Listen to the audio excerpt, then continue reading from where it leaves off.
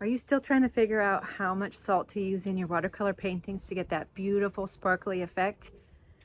That's what this video is about. Hi, I'm Margaret with Sacramento Art Classes, and I'm going to teach you another way to use salt. I know one of my recent videos had a lot of salt techniques that people seem to enjoy, so I thought I'd do another one. And hang with me till the end of the video because I have a couple of freebies for giveaway, and I'll tell you all about them at the end. If you've been around with me for a while on this YouTube channel, you might remember this salt video that I did several months ago. And I got, this was my most viewed video of all time. I think people really liked seeing all the different ways that salt can react on your paper versus with regard to how wet or how dry your paper might be. So these show a lot of the really beautiful kind of sparkly, spontaneous techniques that you can get with salt. But today I want to show you another one that can help you get something kind of like this. See this coral in this painting? See all that kind of chunky, crusty, lumpy stuff in there? That was achieved with rock salt. Same thing down here on this rock. I used larger bits of salt, and then I did switch over to other kind of salt over in here to get all these different kinds of textures. So it's not just the sparkles that you can get with salt, but you can do other fun stuff too. So it's pretty simple. You don't have to wet your paper first, but you can. So I'll go ahead and do that. And let me zoom you in a little bit more. There we go, so you can see better. I'm just going to wet an area here, and I'll do another one right here just so we can show two different kinds here. All right, so that's sinking into the paper here and kind of getting our fibers moistened or dampened. And I just want to show you that I'm going to use sea salt today. This is the store brand, and you can see maybe inside, well, I'll pour some out. It's kind of, there's some pretty big pieces, right?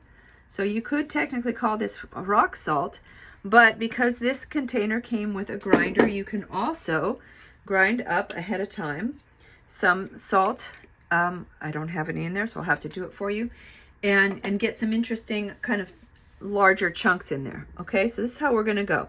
In general, when you're working with salt, you want to put your paint on before the salt, and then you sprinkle on top of it, right? I'm going to do both of these in brown because brown is kind of an underrated color. And this salt technique often shows up better when you have dark paint. Okay, so here we go with just the big chunks. So thinking of this as rock salt. I've used Epsom salt before, and that works nice too. It's not as big, but the actual rock salt can really give you just that cool, chunky texture, which was perfect for those coral pieces.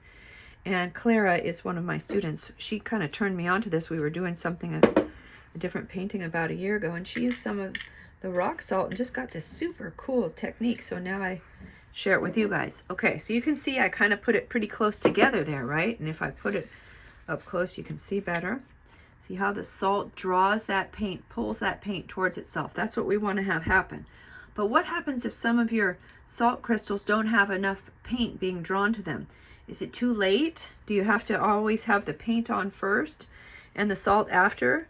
And the answer is no. You can actually take your big brush, and you want to just really load it with a lot of juicy paint, and then you can just touch it on.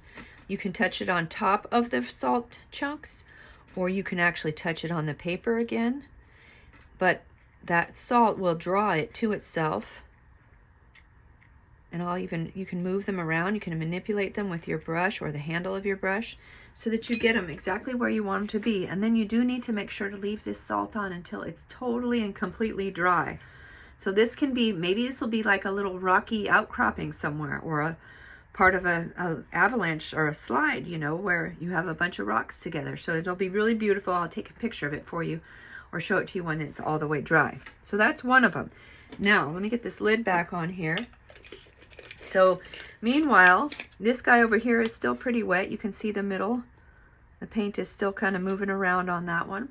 So I'm just going to grind some salt and take off that lid, and here's my salt right here.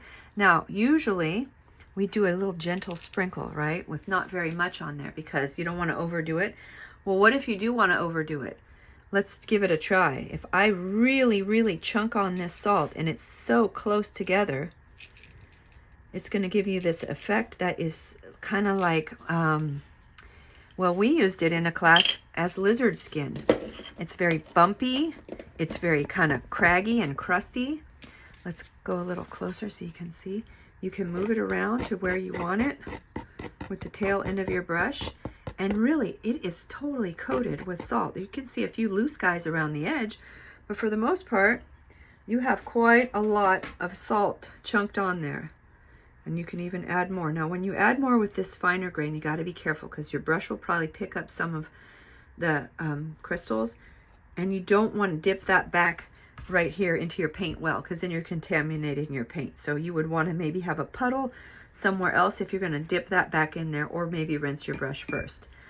Okay, so I'm reminding you, don't forget, if you like this channel or this video, if you like this video, maybe you could subscribe to my channel so you can know when all my new videos come out, and share it with some artist friends. I sure would appreciate that. And if you're a person that's wanting to learn watercolors, whether you're brand new or you need a little kind of pick-me-up, you can get a free video that I made, which is about controlling the amount of paint and water in your paintings, which will help you really start to get a grasp on how watercolor works, and you'll be doing better paintings before you know it. I also have a free clickable supply list with some of my favorite colors and products that I've used over the years. If you want that, just comment the word supply in a comment below this video, and I'll get that out to you. And hang in there one more minute, and I'll show you these when they're all done.